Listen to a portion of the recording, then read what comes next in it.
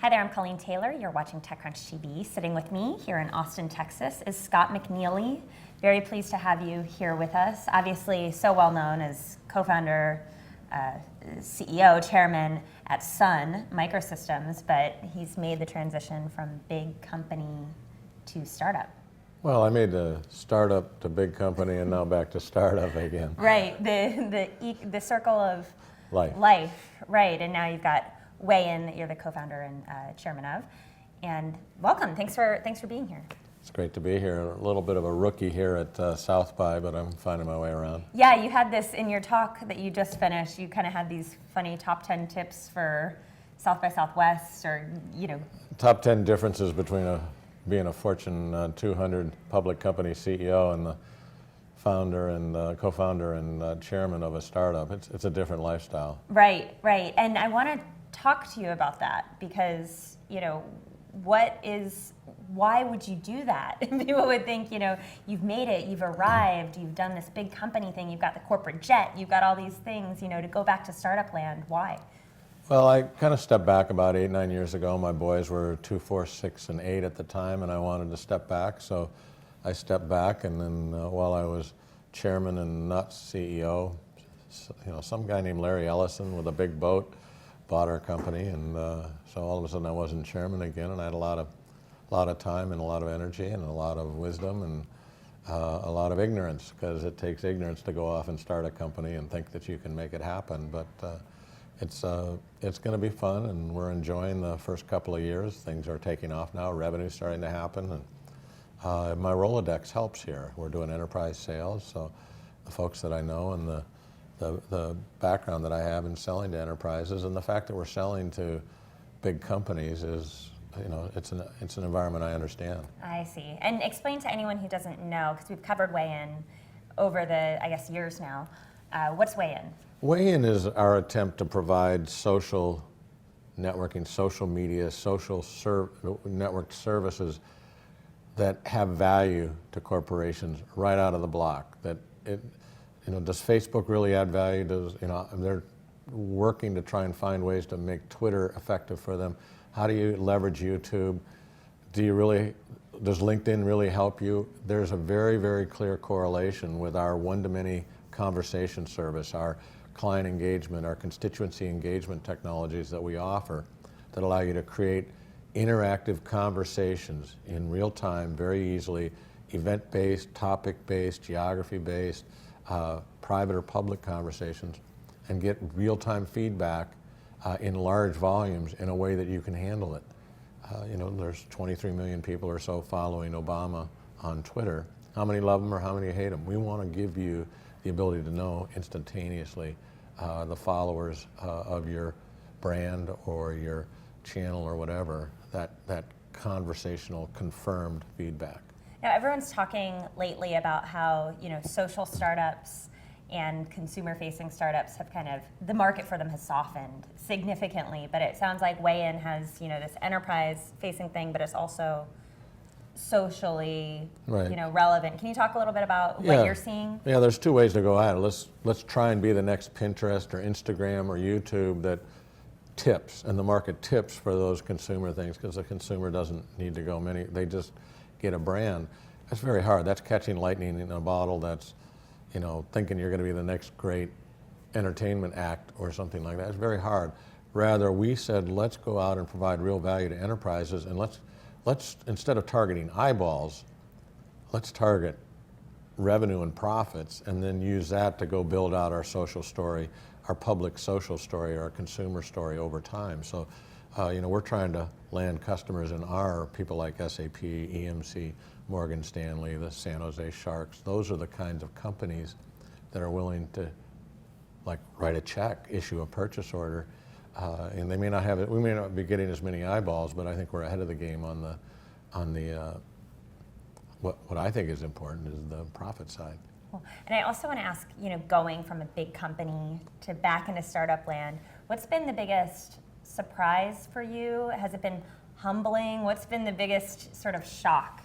Well, probably the biggest shock is, since there's no longer a corporate airplane, is probably TSA, United Airlines flight attendants. They're not nice. Well, they're not. I mean, if the attendant doesn't kill you, the food will. So that's been an interesting challenge, but I'm okay with it. Fortunately, I can still fit into a Southwest seat. Sometimes my neighbors on either side don't fit in, but that's being nice.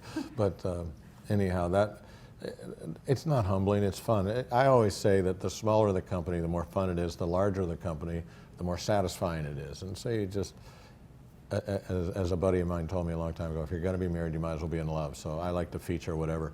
I'm having fun with the startup, and as it gets bigger, it'll be way more satisfying, probably not as much fun.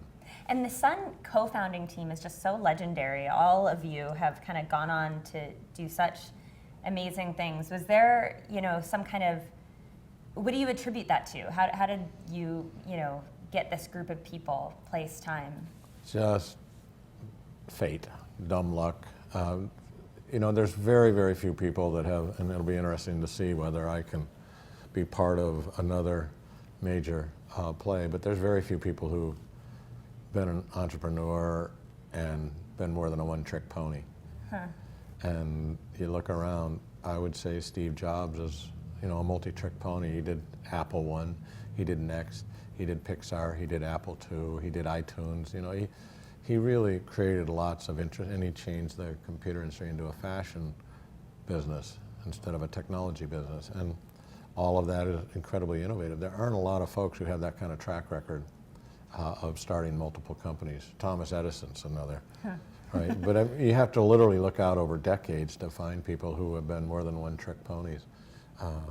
So it'll be interesting to see if we can pull off a second trick here. And besides Wayin, of course, and your startups that you're involved in now, is there any other company or group out there that you kind of see as a similar band of brothers or band of brothers and sisters that kind of has that same vibe of the early Sun days? Well, maybe. I mean, obviously each new wave of the internet has that vibe. If I could go and kind of go back to the previous question, I would say I'm sort of a two-trick pony, because I think one of the other big successes has been curriki.org, curriki.org. It's a curriculum wiki repository for open source educational materials. It's a .org, so we're not after profits, but if you look at all the other numbers, we got eyeballs, over 8 million visitors. It's a free and open source website for all K through 12 educational materials that you can find out on the web. It's all free, all open, 45,000 learning assets, and it's growing like crazy, 50 to 100% per year, with 3.5 people operating the site. It's a stunning success. And if it was a .com, we'd probably be selling it to somebody for some outrageous multiple of non-revenues, so whatever. And yeah, you talk about these things as you're a big proponent of the private sector, investing money, using your success to invest in things like education, things like that, rather than, depending on the government necessarily to fund these things. I will tell you that if you look at what the Department of Education does with the gazillions of dollars that they've done versus something like curriki.org and what we've done with, we've just been so much more efficient than the government dollars. It's not even close to unfunny. It's just a sad statement about government inefficiency. And I remember last time you talked to someone here from TechCrunch, you said that open source kind of needs more people like you. You need a big benefactor for this movement. You need people to step forward and say, I'm going to give this money. Can you talk about that landscape? Maybe younger entrepreneurs or people who have made money, investing into these things? I believe openness is ultimately the democratization and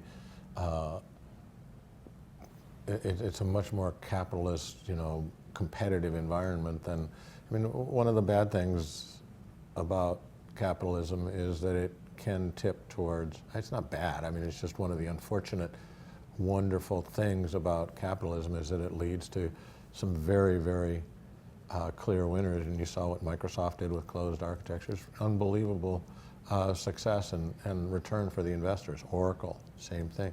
Apple, these are some of the most proprietary companies out there, and they're great capitalists. we were a good capitalist in the sense that, not quite great, but we opened up technologies and I think drove the internet and invention very, very aggressively and positively.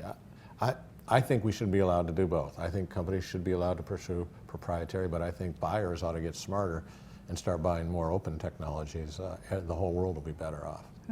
And last question here, what are you really looking forward to in the next year? What's next? You said Wayin is really getting this traction, starting to make revenue. What's next? So Wayin has launched, I think, a revolutionary new product with the Hub, which is built on, we do private conversations with Wayin Enterprise and Wayin Business for human resources folks to have conversations with their employees and sales guys to have conversations with their customers and marketing folks. But the Hub is building off of what I think is the hottest new social environment, that's Twitter, which is just killing it with the new events, with TV shows, with things like the NCAA basketball tournament. The Twitter traffic on anything is just so high, but the Hub allows you to moderate, curate, publish a more focused environment. I sort of say it's like taking the Twitter feed out of Kansas and putting it into Oz, putting media around it, putting engagement around it, and putting permanency around it. And we build the Hub so that people can host, like Chevrolet is doing, hosting the Hub for the South by Southwest conference here on their website. And they don't have to go to Twitter. Their customers don't have to go to Twitter to see the Chevrolet Twitter traffic. So we stay embedded in their site. And all the brands, all of the product managers love the fact that the Hub allows them to engage, have a conversation, and not leave their site, yet still take advantage of all of the power and growth that Twitter is offering. Great. And you're a great person to follow on Twitter. If people aren't following you already, Scott McNealy is a good. I'm charging after my 10,000 followers, so I'm hoping to get there soon. Yeah, and you break a lot of news on Twitter too. You use it as this, outlet to. I'm a wise guy on it. Yeah, sometimes so it's a good person to watch. Thank you. Scott McNealy, thank you for sitting down with us here in Austin, Texas. Enjoyed it.